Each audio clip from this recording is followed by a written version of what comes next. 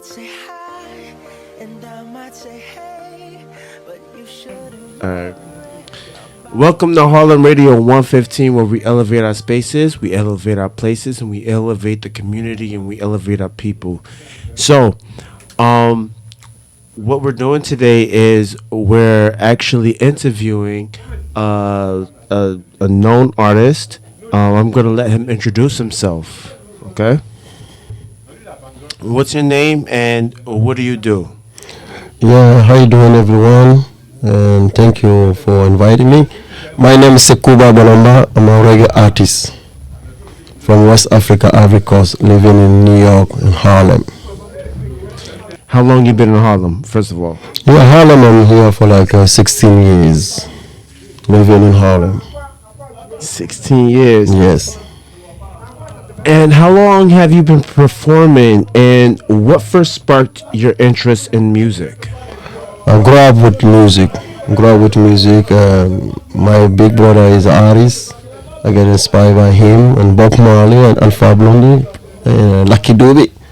So yeah, I grew up around listening great music. That's pushed me to do a reggae music.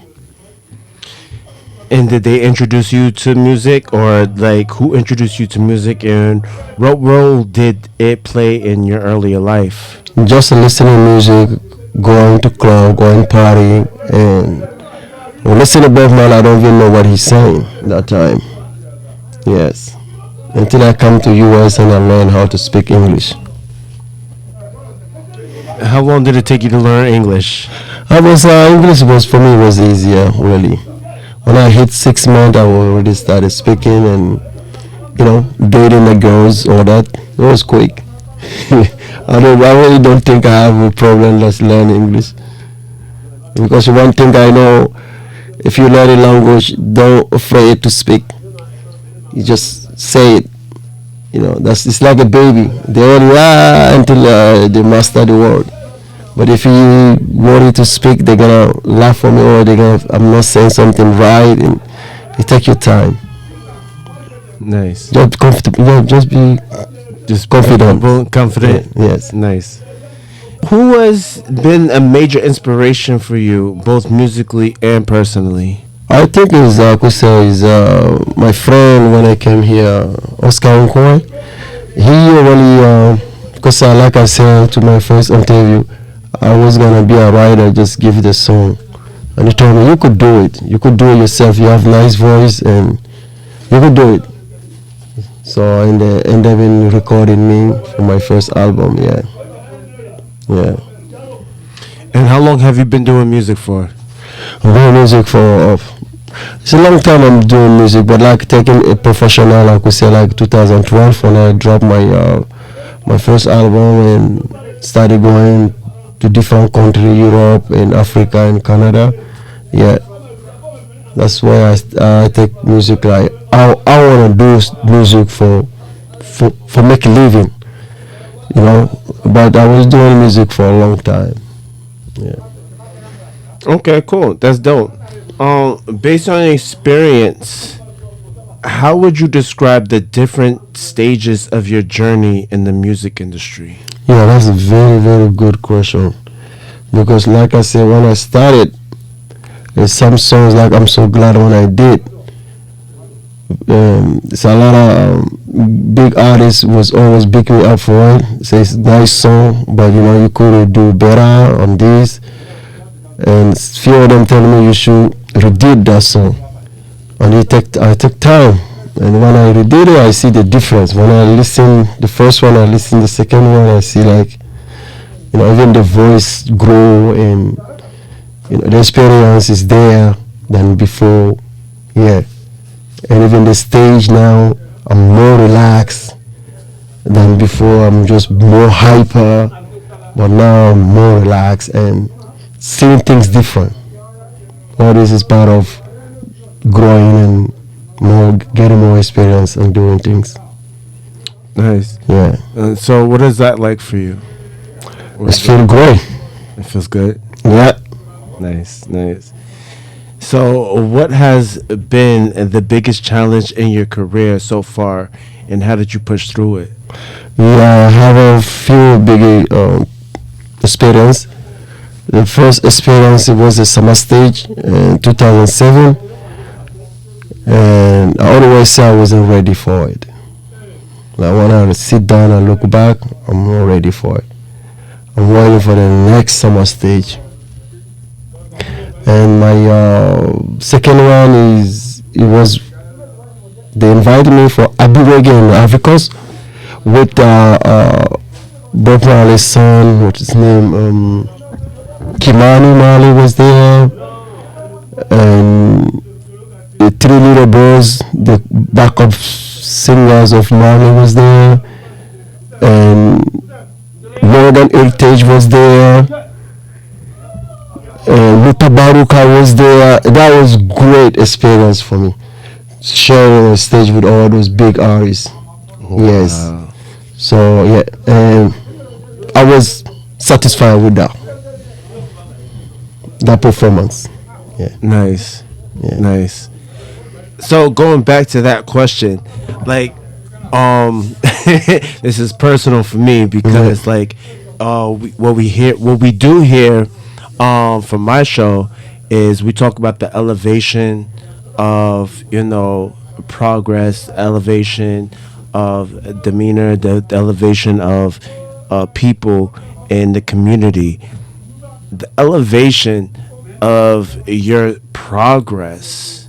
How has that been in an experience for you as an artist and as a musician and living in Harlem? I think for me, the elevation for me is not only in the music side. I think the more hustle I was doing in music, and I was meeting all those big guys, because I used to sit sometimes and say to myself, wow, this business, you have to know someone. And one time my wife told me, but you know a lot of people, you know a lot of people. It doesn't go the way you want, but you do know a lot of people. And I sit down until now I think about it. It's true, Sometimes you know a lot of people, but the way you wanted them to push you, and they can't do it. Even they could do it, but they're not seeing the same thing you're seeing. So after that, the music really give me more encourage for anything I want to do it, because I started music myself. I invested myself to my studio time, and I'm not a big artist, but it gave me opportunity to shake hand of a big people. Mm-hmm. So to me, I win.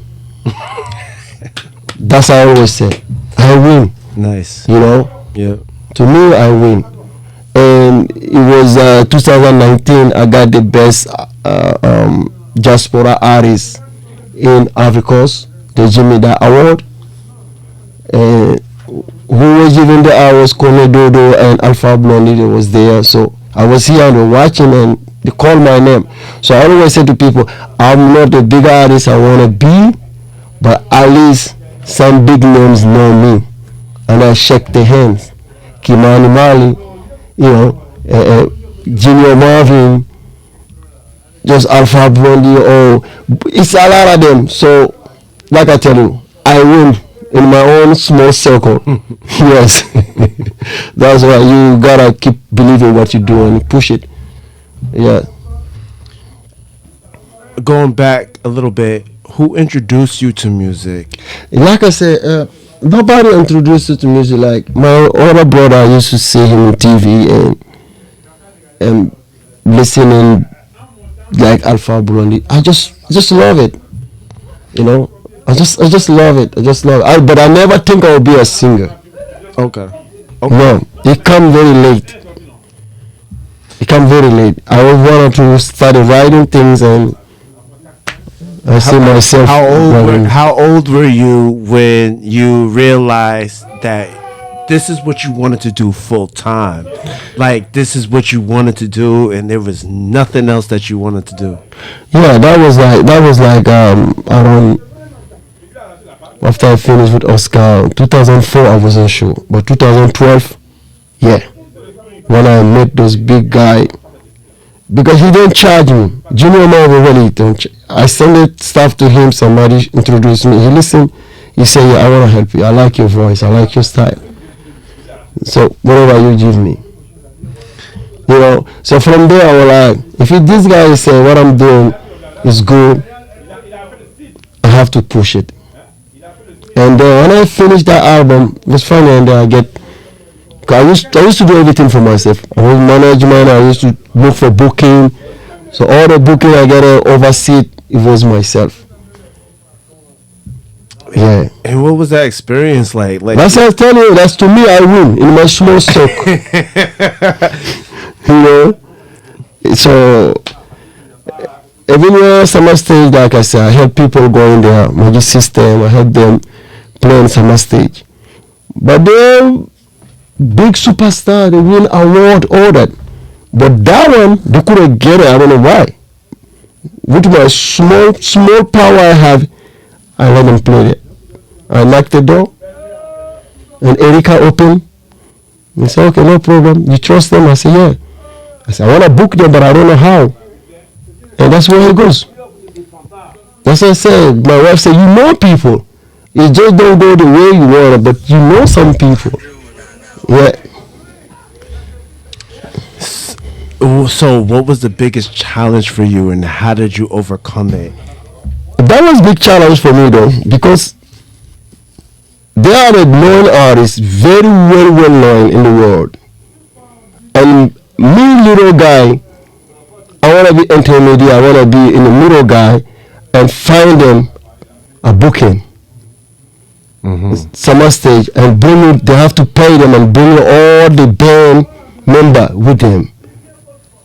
Because I don't know, but I pull up. It works. They come and perform. They get paid and they went back. And it was successful.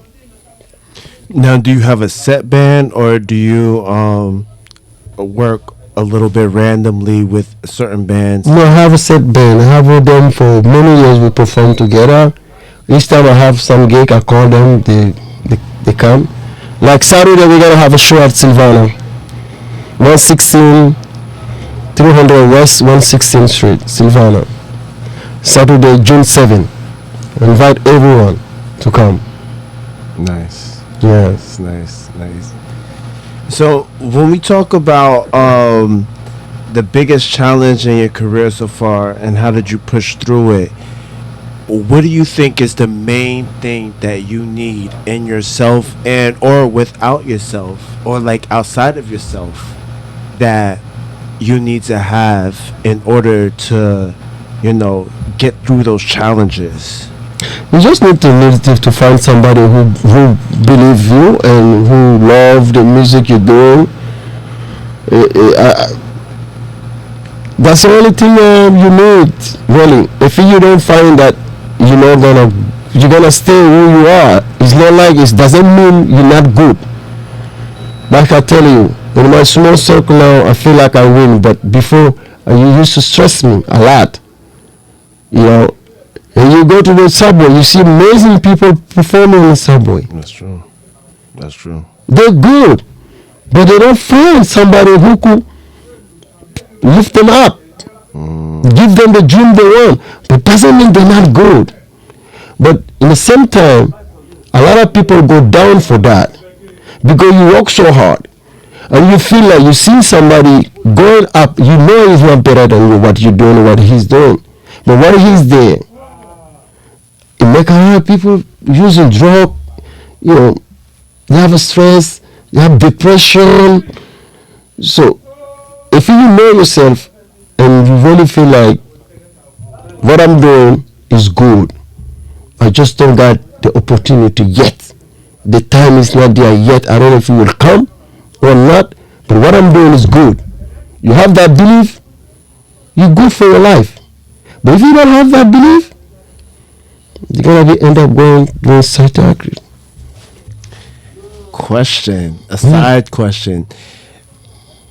Which I don't even know how to ask it because it's actually that powerful.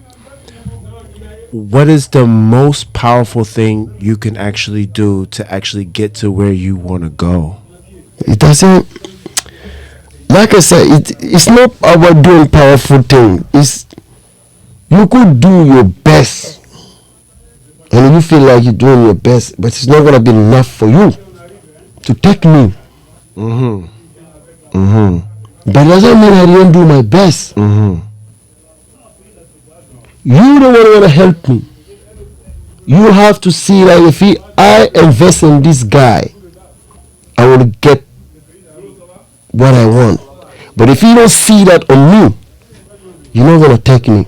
Example, Puff Daddy, he didn't sign 50 Cent because he feel like it's too much for him. Look at the guy today. Puff Daddy, he refused to sign DMX because he feel like it's not, the voice is not there for him. But look at X before he died. And he's music. If it was only him, those guys don't want to go nowhere. Because I learned that through myself. It's not like I'm not good, but I'm not good for you. But it doesn't mean I'm not good. 50 Cent wasn't good for P. Diddy. He was using him just to write song and he pay him. But to sign him, he feel like it's too much for him.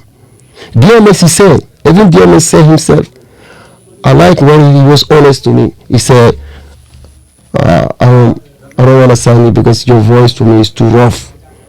It's too tough.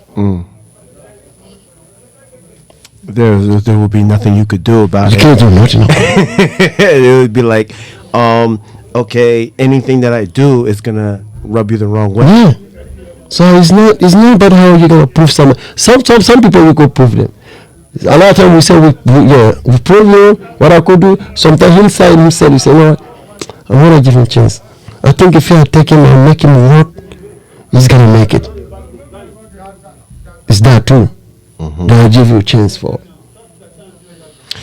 Does it depend on the chances they give you, or does it depend on the chances you take?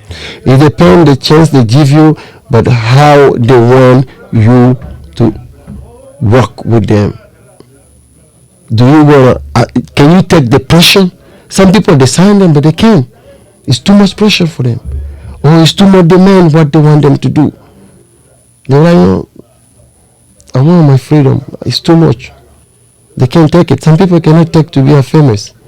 No. They go inside, but it's very complicated. Yeah. Sometimes you convince somebody because you're good. Sometimes you don't. Yeah. Something like Jordan, some team let him go. But after he showed to the world what he could be. Some people they don't have no patience. You don't have patience for people. But it's not everybody who could do that. No. You can walk to another radio station, they don't have patience for you, no. You can walk to another radio station and say, you know what? He got what I want, but I want him to be a little harder, or I want him to be a little soft today, so we're going to teach him that. That means they give you a chance to teach you that. That's fascinating, actually, because there's a lot of artists who think they can come around and actually think that they can do whatever they want. Yeah. And that's gonna just go good with everybody. Would you say that there is a specific, or how can I put it, an intricate way of going about becoming famous and becoming a well-known artist or musician? Yeah, it is. I believe in destiny, though. Some Destiny? people. Yeah, I believe in that. I believe in luck too. Some people don't believe in that because some artists they come less than a year, they reach to where some artists they've been working for forever. But They still don't get nowhere. they don't get nowhere. Why do you think that is? Uh, that's why I say I believe in work. Who, if you got the right team around you and you good, you will go. You will go far. It's like I could take example of Kendrick. Mm-hmm. I'm following this guy since 2004. Everybody saying it's good, it's good, it's good. But who pushed him to be the way he is today?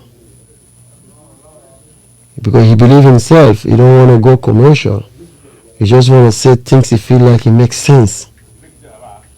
And that's for that, you're on your own. But he find one guy who believe on him, let him do everything. Dr. Dre. He said, when I signed him, I said, I'm not going to make your beat. The guy who was making your beat, keep working with him. I just check if it's something need to be changed. So he gave him his own freedom. Well, today, I see a lot of people know him now, but he been doing it for a long time. Yeah. Yeah. Yeah. That's great. Tell me something. When we talk about elevating the community, what does that mean to you, and how would you want to contribute to that vision? I did a couple, this was my second thing now I'm going to it. I did Go Africa Street Festival. Every June, you're doing 116 between 7 and 8. I was the music director for 5 years with Mr. Denny, and Ishmael. So now I'm trying to help the community with the kids who like to play soccer, but it's not feed, it's just donation. So I could buy them the jersey and the shoes and all that. So you're active in helping the community Yeah. elevate in Yeah. every way. And that I'm gonna do is the name is already there, is Foundation, Soccer Foundation. And next year I'm gonna do After School Soccer Foundation. Whatever people could do it, they do it. I'm gonna do like maybe 2 or 3 days a week. That's gonna be After School Soccer Foundation. Where do you get the energy from? I love it. I just love it. Yeah, I already started now. Where I have 7 kids now. I do Friday and Saturday. Okay, nice. No, we do on Marcus Garvey Park, 120, 121st. Now, like, is that an every week thing? Is that Yeah, I started now every week things. Yeah. So yeah. how do they sign up? Yeah, they sign up. They could contact me through 347-260-7901 or go to my Facebook, Sekouba Bolomba. That's Sekouba, and the last name is Bolomba. Sekouba Bolomba. And same thing with Instagram is Sekouba Music. Sekouba Music. Yes. Bring in the kids. Yeah. At least you find someone who does charge a fee. Is there an age range like that you wanna? Yes. We have a 7 to 11. 7 to 11. Yeah, from 5 to up to 11. Yeah. Okay. I could take 12, but it depends. Kids here when they grow, they look at the other one down or that. So yeah, I'm more like 5 to 11. I think it's good. Or I could squeeze 12. I'm fine. If you don't want to join, I'm fine. Okay. Yeah. Nice. Yeah. Nice. So speaking of the next generation, this is gonna be like one of my favorite questions. So please, if you can, answer it just a little bit carefully. What is your biggest concern for the future generation of musicians, and how would you personally try to address that or impact that? The next generation in music, I could say only just love the music first. Love whatever you're doing first, and just be careful who you deal with. Don't sign something. You don't let any lawyer, check it out. If you got like the chance, you have the blessing for that. After that is the next generation. Really, I want you guys to sing about something, please. Yes, sing about something. You know, where we could listen for years. But if you sing about just one month or 2 month hit, it's okay. If you're making living or that, good. But please, for the culture, sing about something. Makes sense. You still could make money for that. Okay? I'll point you one guy, Luke Kendrick. Sing about something. And sing about something you believe too. Yeah. But in those days, it's not easy to find artists like that. You know, everybody want quick cash. That's it. Now, how would you how would you like address that part of the situation where new artists is just looking for the quick cash and looking for the quick buck? What would you say to them? Before I could say it's like the label, but now it's not a lot of label, but it still have some big guy under. You know, they make you do that. They make you flip your style. Mm-hmm. Because they wanna fill it up their pocket quick. Yeah. Now, how important is it for an artist to stick true to themselves, and how important is it for them to be that type of artist to make an impact? How important would you say that is? If you got a contract, don't sign a long contract. Whoa. And then you could be free. Whoa. And follow your own dream. Just fill it up the pocket and your pocket, and you got the name already, and you now do what you believe doing. Mm-hmm. Yeah. You just play the game with them, but don't sign to so many years. If you sign so many years, in the end it gives you stress, it gives you depression, because it's thing you don't want to do it. You don't love it, but you have to do it. Yeah. So if you don't sign a lot of years, you know, like you could always sleep. Before you close your eye, you know what? In 2 years I'll be done with them. I'll do what I want to do in my life. Or in 3 years I'm finished with it. I want to do whatever. So it gives you motivation even to close your eye. But damn, I'm dead. Why I signed this long contract? When am I gonna get out from this? Yeah. Is this your dream job? And are you living your dream job, or is it? Yeah, I'm living my dream job. Trust me. And what does it actually feel like?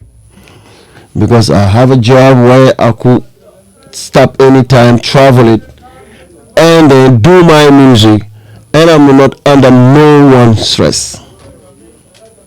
Thank God for it. Yeah. Is it like the best feeling? Yeah, it's the best feeling. It's great. Yeah. I win in my small circle. I win my war. Nice. So, what are your thoughts on Harlem Radio 115? Do you feel like it represents something special for the community, and do you enjoy being part of what's being built here?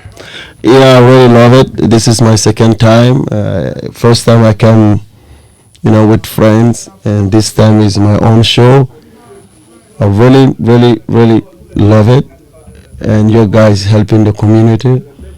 And I think I will try to do some partnership with Harlem Radio 115, because I see already the love you guys giving to the community. And how long you been living in Harlem? Like I said, I'm living in Harlem for 16 years. Okay. Yeah. And how has it shaped your sound? How has it shaped the music? It's good. Now African music is all over. It's all over. Before, you don't see African artists if it's not festival. You never hear on the radio. No Hot 97 or 101.5. No way. Mm-hmm. Now it's everywhere. Everybody's playing. So Africa is winning right now. Yeah.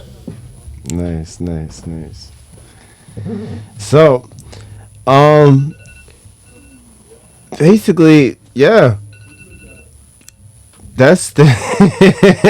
that's all I got for you. Thank you so much, man. I really appreciate it. I really appreciate it.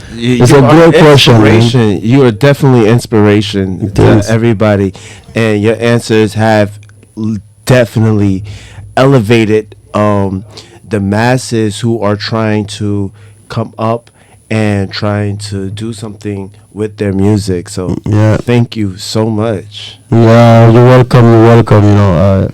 It does is my own experience. I lived through those. Yeah, it was part of my life. There's hustling and suffering and stress and all that. So I had to fight to come out. And I see the light is different. Yeah, it doesn't mean you're not good. It just is not your time when you don't meet the right person. That's all. Keep working. Yeah. Never give up, people. Yeah. And don't ever think that your dreams is worthless. No. Always remember that you have a chance, whether people may like you or not. You just gotta find the right person and the right opportunity and the right time. Thank you so much You're for welcome. coming, and thank you so much, audience, for tuning in to Harlem Radio 115. Thank you. Well, Nothing on you, baby. Nothing on you, baby. They might say hi, and I might say hey, but you shouldn't